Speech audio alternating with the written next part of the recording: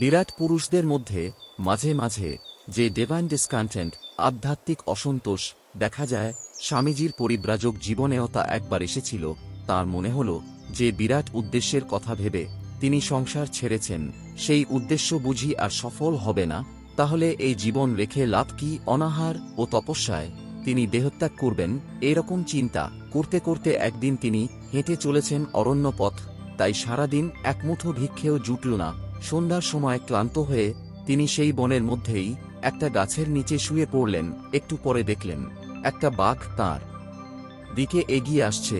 স্বামীজি একটুও বিচলিত হলেন না, ভাবলেন, ভালোই হয়েছে, আমিও ক্ষুধার্ত, বাঘও ক্ষুধার্ত, আমার দ্বারা তো জগতের কোনো কল্যাণ হওয়ার সম্ভাবনা দেখছি না, কাজেই আমার শরীরটার সাহায্যে অন্তত এই পশুটার যদি খিদে মেটে তাহলেই বা মন্দ কি, এই ভেবে তিনি শান্তভাবে শুয়ে রইলেন যাতে বাঘটা তাঁর ওপর ঝাঁপিয়ে পড়ে।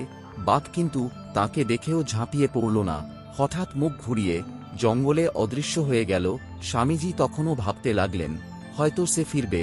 সারা রাত ওই গাছের নিচে শুয়ে স্বামীজি অপেক্ষা করলেন, কিন্তু বাঘ আর ফিরে এলো না।